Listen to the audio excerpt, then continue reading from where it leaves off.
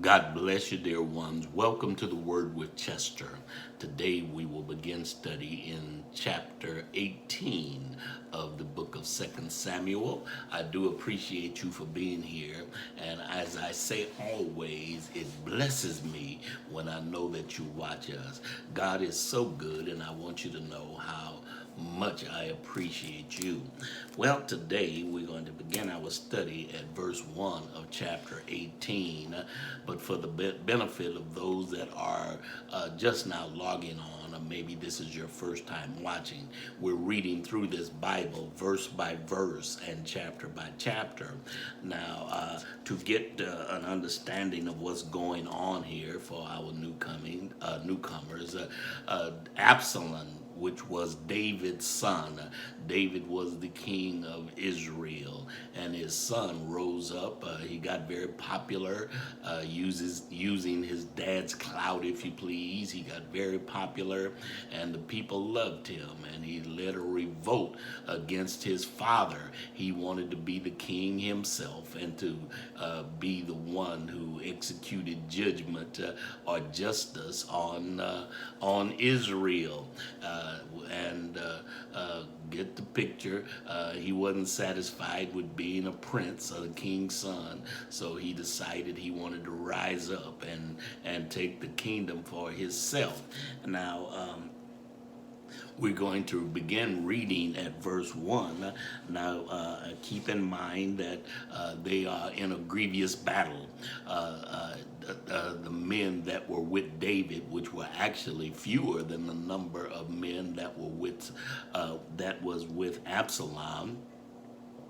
But David, in his number one, he was a real king, and David had experience. He had experience that Absalom did not have, and David drew them down to the wilderness for more reasons than one. And we're going to kind of read in here exactly what happened. And you have to understand, David knew what he was doing at the time. Now we're going to begin reading at verse 1 of chapter 18. We're going to be talking about the battle of Mount Ephraim, and that's where they were. And where this great battle came to pass here. In verse 1 of chapter 18, the book of 2 Samuel, it reads, "And David numbered the people who were with him, and set captains of thousands and captains of hundreds over them." Can you see David organizing the men that were with him? But I also want you to know it was much fewer in number than was following Absalom, because Absalom had went in and actually captured Jerusalem. Not captured, David left Jerusalem and took all of his people with him away from Jerusalem. So Absalom went in, but at the time he was headquartered in Jerusalem. So here, David, the men that he had, he set captains over thousands and captains over hundreds. Can you get the picture? Organizing the men that he had. Now let's read in verse 2. "And David sent forth the third part of the people under the hand of Joab." He sent Joab as commander of them. And those of you that's been with me, you can see how instrumental Joab was. Joab was actually David's friend, and Joab he went actually into the kingdom of Absalom, where Absalom was actually thought he was king at the time, and gathered information and sent it back to David so David can make decisions. Can you get that picture? And now we find that Joab is actually back with David, and David is dividing the people into thirds, of those that followed him into thirds, and Joab was supposed to command one of the third part of the ones that were with David. Verse 2 again. Let me read 1 and 2 again. And David numbered the people who were with him and set captains over thousands and captains over hundreds over them.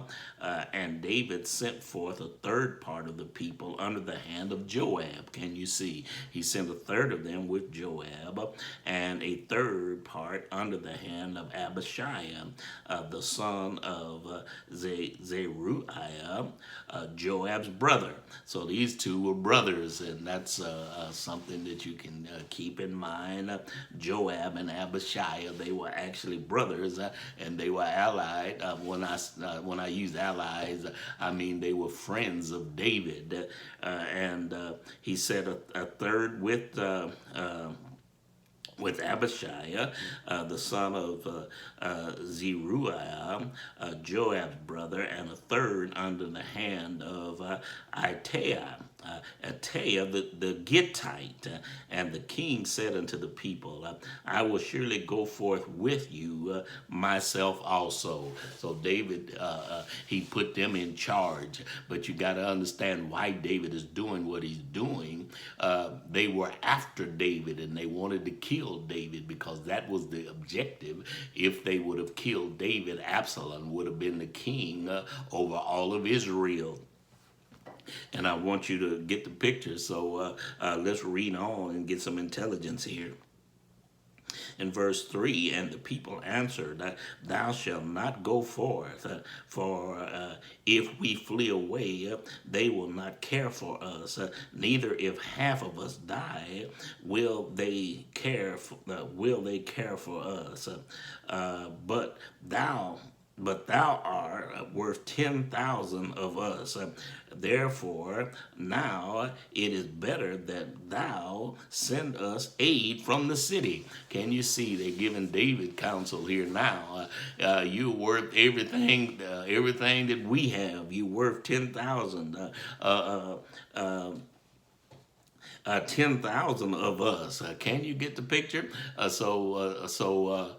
They're saying, David, you don't come out with us because, number one, they are after you. You're worth more than us. And you will be the one that they're trying to kill and trying to be after. In other words, they will. If we run, some of us will get to safety, even if half of us die. But they're going to chase after us or kill all of us if they catch you. Can you get that picture? In verse 4, and the king said unto them, What seemeth to be best, I will do. And the king stood aside the gate, and all the people came out by hundreds and by thousands. So David is saying, they left David there, and he was supposed to send supplies, information, or whatever they needed out on the front lines.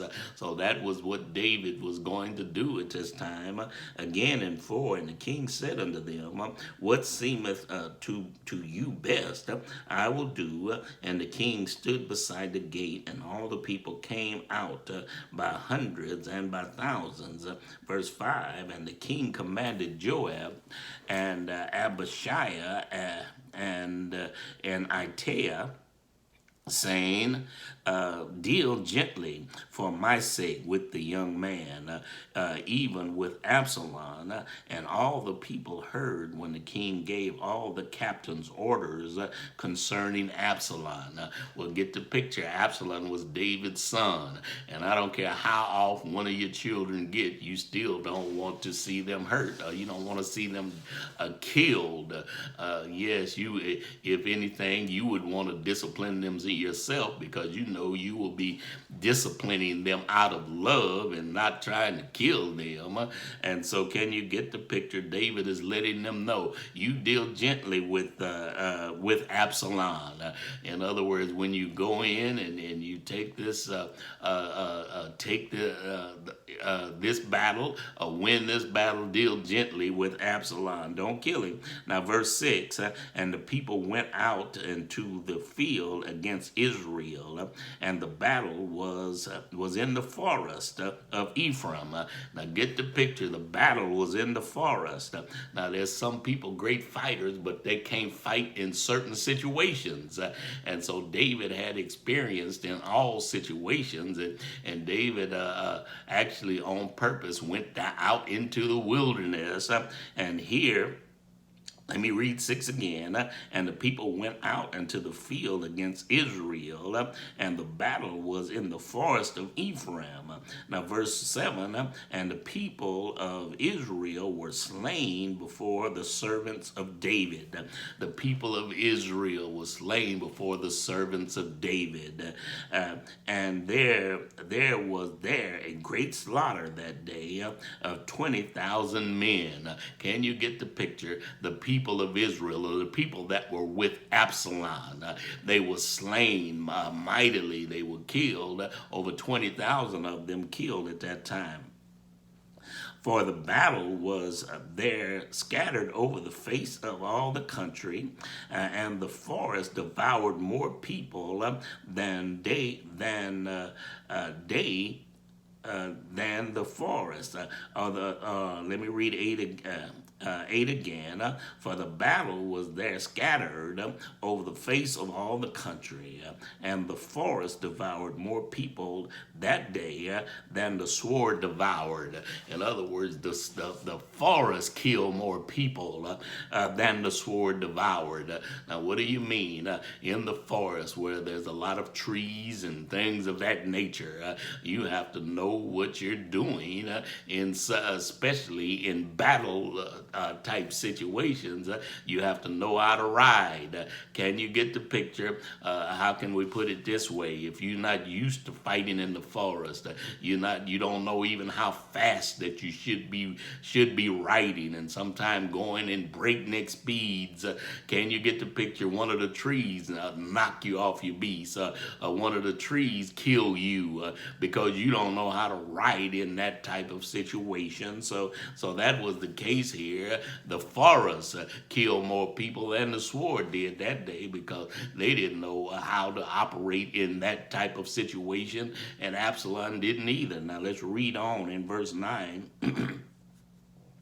And Absalom met the servants of David, and Absalom rode upon a mule, and the mule went under the thick bough of a great oak, and his head caught firmly in the oak, and he was suspended between the heaven and the earth, and the mule that was under him went away.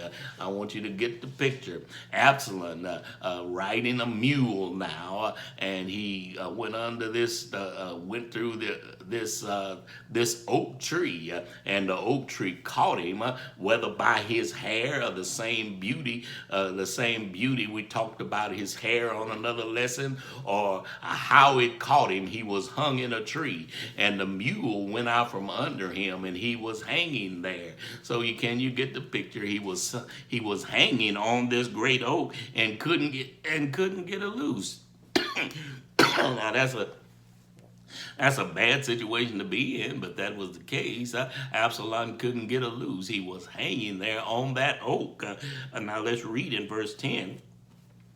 And a certain man saw it and told Joab. And Joab said, Behold, I saw Absalom hanging in an oak. And Joab said unto the man who told him, And behold, thou sawest him, and why didst thou not smite him there to the ground? I would have given thee 10 shekels of silver and the belt. Why didn't you kill him while you had the chance? Can you get that picture? So Joab saying, you should have killed him. I'd have gave you money, and I'd have gave you a belt. Can you get this picture? In verse 12, and the man said unto Joab, though I should receive 1,000 shekels of silver in mine hand, yet would I not put forth mine hand against the king's son, for in our hearing the king charged thee, and Abishai and Attai, saying, beware that none touch the young man Absalom. Can you hear him? He's saying, I heard what the king told you.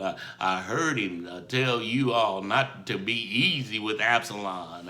And if I'd have killed him, I'd have been going against an order of the king, and I would have been killing the king's son. Can you get the picture? So he said, I'm not going to do it. Now, verse 13, otherwise I should have wrought falsehood against mine own life, for there is no matter hidden from the king, and thou thyself wouldst have set thyself against me. In other words, you to come against me now.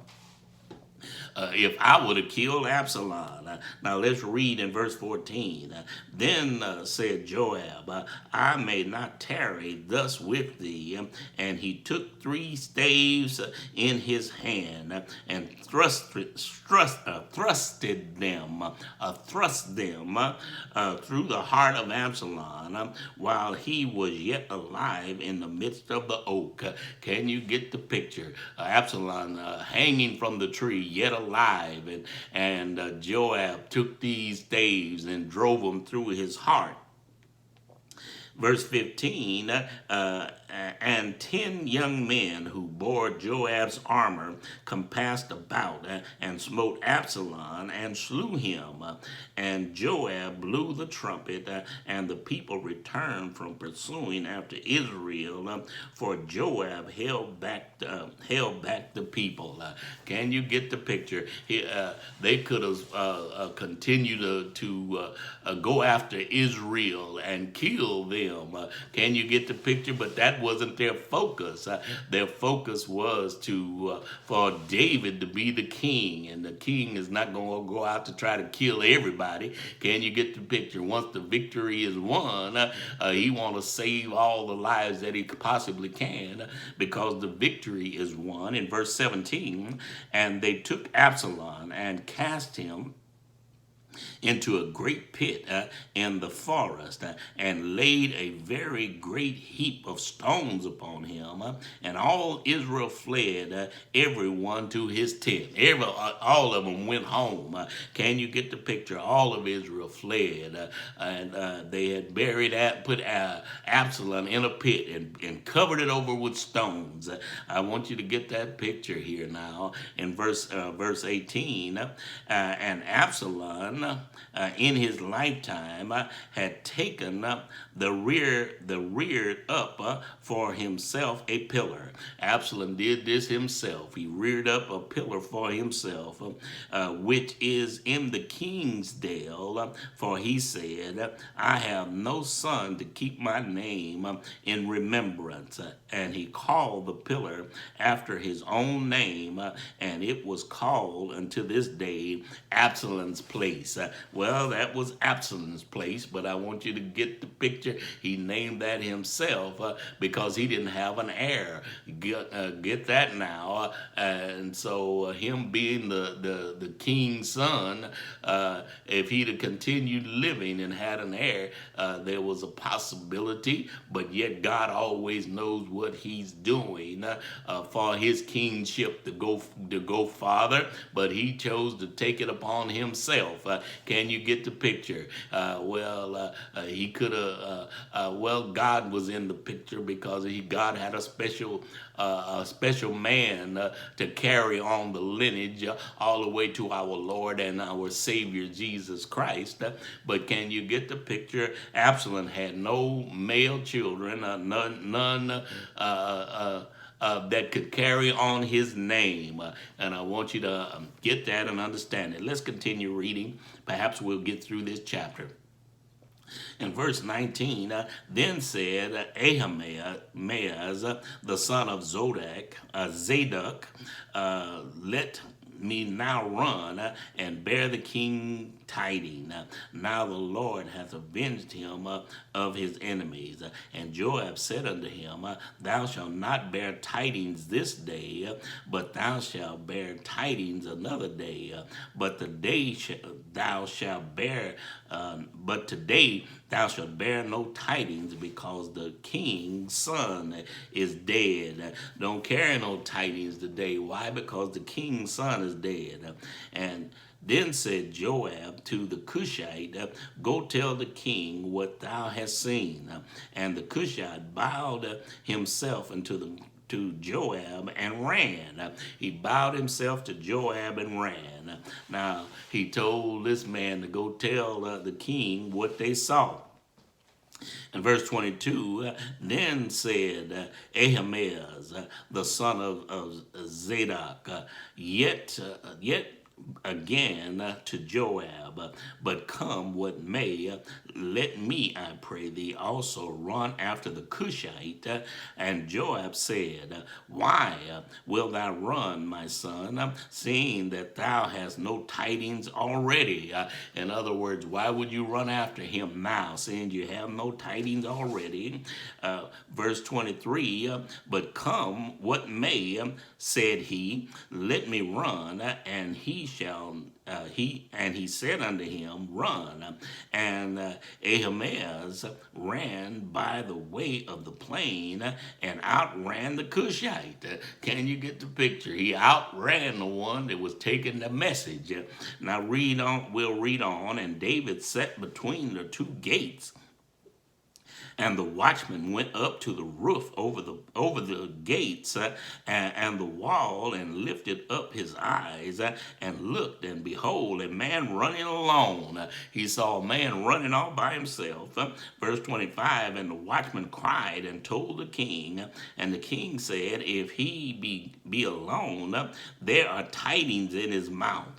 And he came apace and drew near.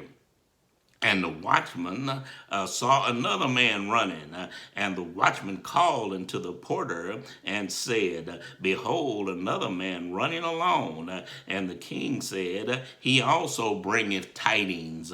So they knew what this meant, that they were bringing information to them. Verse 27, and the watchman said, I think the running of the foremost is like the running of Ahimaaz. Can you see they didn't have like binoculars like we have, so they were looking at a distance. I hope you're seeing this.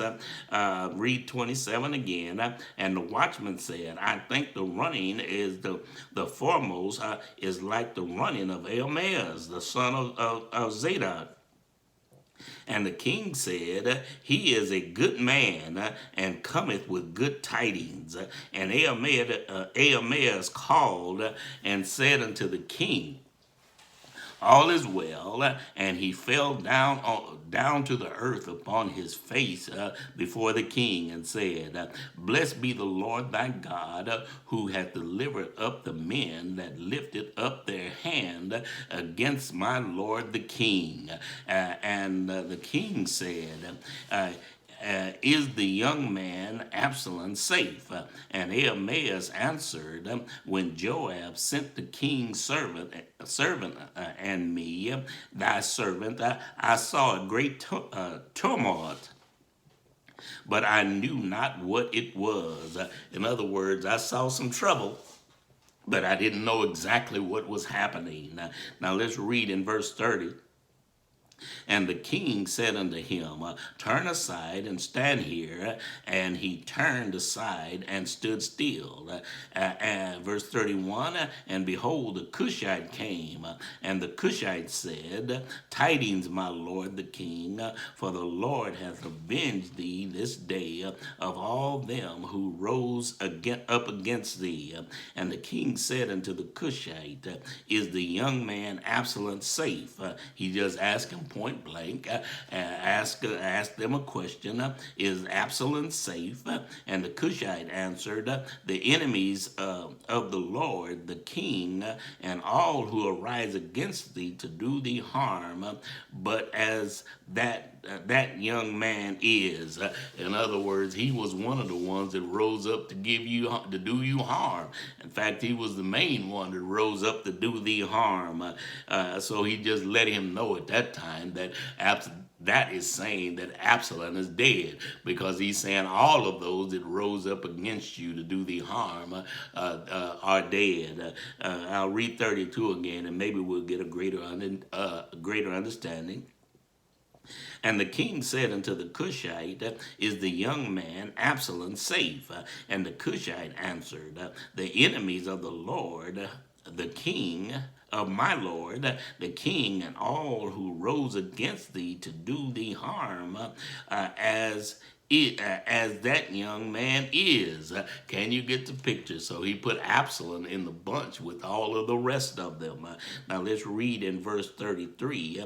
And the king was much moved, and went up to the chamber over the gate and wept. And as he went, thus he said, O my son Absalom, my son Absalom, would God I had died for thee, O Absalom, my son, my son. Can you get the picture? David was weeping and crying because he lost his son. And you got to get this now, that I don't care what your children do and how bad they get, and even if they turn against you, you still love them, and you don't want to see them hurt. You don't want to see harm come upon them. And this was the case of David. He did not want his son. He did not want his son killed, even though his son was trying to kill him, because his son wanted the kingdom. Can you get that picture? But David loved his children like any real father would. He loved his children, and he loved them so he didn't want to see him dead, and he wept. He wept when he got the news that his son had died. And I want you to get that now. We as fathers, we should love our children. Now, they're not going to always do the right thing.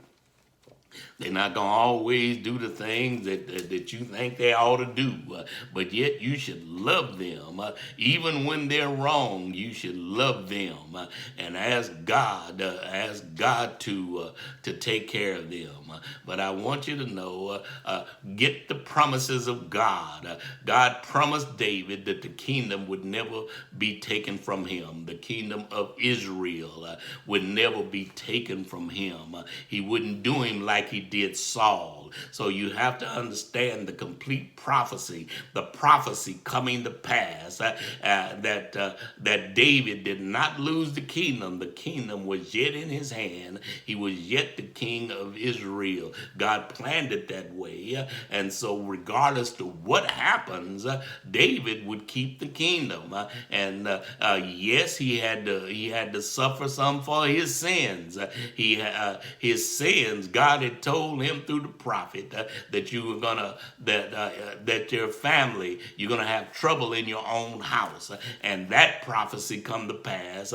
This is actually the ending of that prophecy coming to pass, where the trouble in his house. But this also lets us know, even if you have trouble in your house, God is gonna fix it. No, it's not our desire for any of our children or family members to die, but you have to know that God is going to fix it.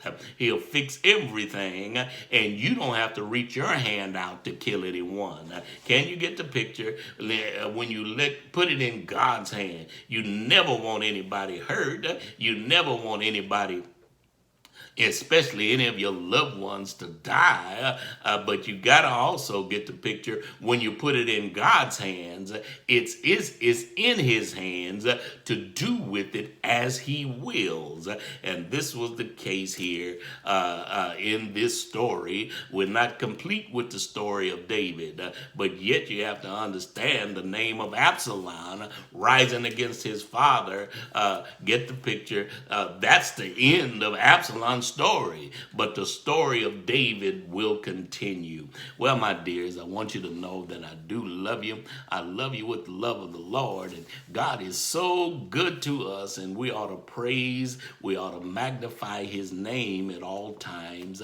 I also want you to keep us in your prayers, and if you have a love gift, please send it to us so that we can further the work of the Lord. I love you, my friends. God bless you.